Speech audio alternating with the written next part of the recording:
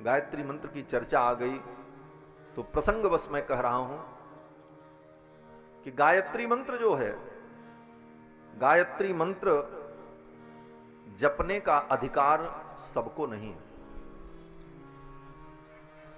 गायत्री मंत्र केवल पुरुषों के लिए है, और पुरुषों में भी जिनका यज्ञोपवीत संस्कार होता है। ब्राह्मण का ही बालक हो, लेकिन अगर उसका यज्ञोपवीत जनेऊ नहीं हुआ है तो उसको गायत्री मंत्र जपने का अधिकार नहीं है। अब आजकल तो महाराज ब्राह्मणों के यहां भी ऐसी दशा है कि ब्याह होते जनेऊआ को उठाए खूंटी पे टांग देते, पहन भाई नहीं कर, तो उनको तो गायत्री मंत्र उच्चारण करने का भी अधिकार नहीं। वो इतने बड़े पापी हैं जो लोग जनेऊ उतार करके रख देते हैं, उनके हाथ का छुआ तो पानी भी पीने लायक। उनको गायत्री मंत्र क्या किसी भी वैदिक कर्म को करने का अधिकार नहीं है मूलतः।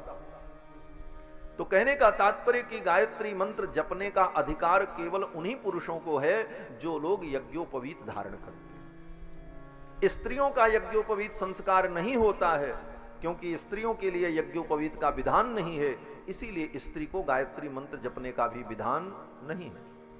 अब यह अलग बात है कि आजकल कुछ नास्तिक संस्थाएं धर्म के नाम पर आडंबर का विस्तार करते हुए सबको गायत्री मंत्र जपा रही, तुम भी गायत्री जपो, तुम भी गायत्री जपो। कुछ नहीं होगा महाराज, उल्टा ही फल होगा। अधिकार के विपरीत कोई कार्य करने पर सफलता की प्राप्ति नहीं होती। भगवान ने जिसके लिए शास्त्र में जो विधान किया है, वो अपने अपने विधान के अनुकूल जब भगवान की भक्ति करेगा तभी उसको सफलता की प्राप्ति होगी। इसलिए नारी के लिए गायत्री मंत्र का विधान शास्त्र में नहीं है। धर्म की परिभाषा शास्त्र तय करता है, हमारी बुद्धि नहीं तय करती। लोग कहते हैं महाराज तब के समय में वो नियम था, अब नियम बदलो। बोले धर्म का जो नियम है ऋषि मुनियों ने सोच समझ करके सदा के लिए बनाया है। अगर इसी प्रकार परिवर्तन होता गया तो धर्म का जो वास्तविक स्वरूप है वो खत्म हो जाएगा, परिवर्तन ही होता रहेगा। कल की जो पुरानी बात है वो आज हम मानने को तैयार नहीं है, लेकिन आज जो हम सिद्धांत बनाएंगे अगली पीढ़ी उसे मानने को तैयार नहीं होगी।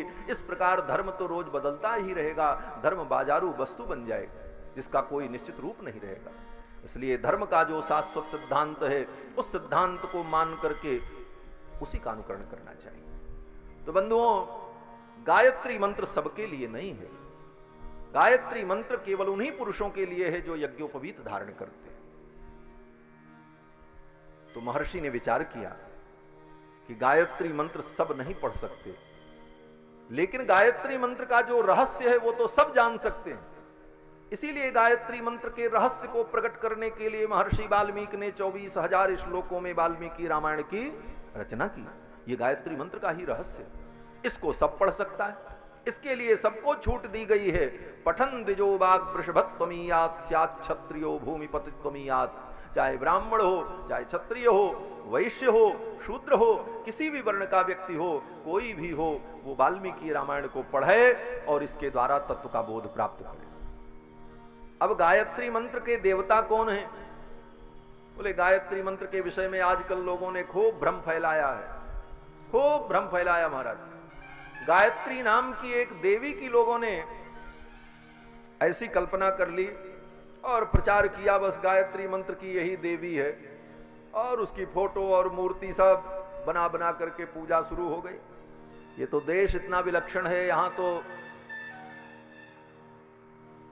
किसको भगवान बना दें कोई ठिकाना नहीं। साईं जैसे व्यक्ति को इस देश में लोगों ने भगवान बना दिया, क्या करोगे?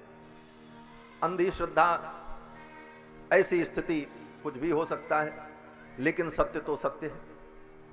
तो बंधुओं, गायत्री मंत्र में जिस देवता का वर्णन है वो देवता कौन है? बोले सूर्य भगवान है। गायत्री मंत्र में किसी देवी का नाम ही नहीं है। पूरा गायत्री मंत्र आप पढ़ लो, संक्षेप में मैं उसका अर्थ ही बता दे रहा हूं। गायत्री मंत्र में क्या है? बोले तत्सवितुर्वरेण्यम।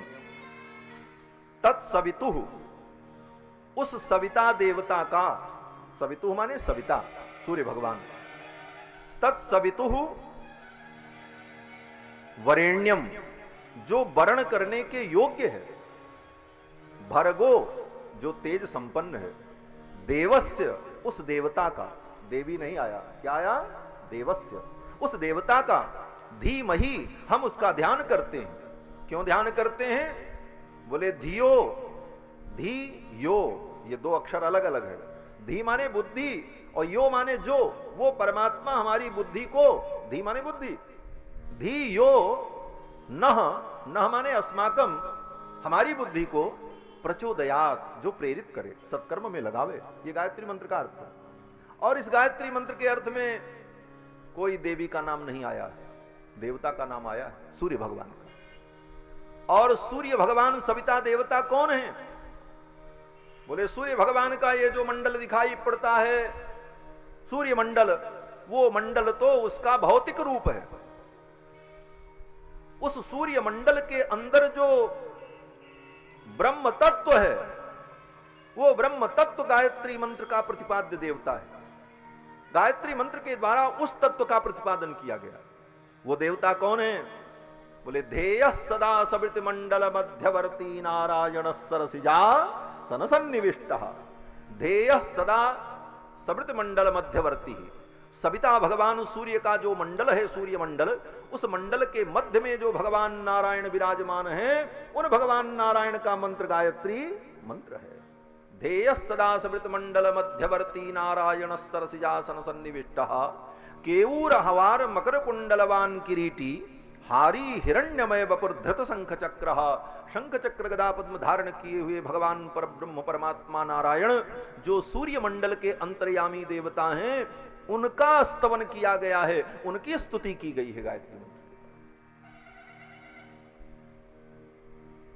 तो गायत्री मंत्र के प्रतिपाद्य देवता भगवान सूर्य के अंदर जो नारायण हैं, उन नारायण का ध्यान है।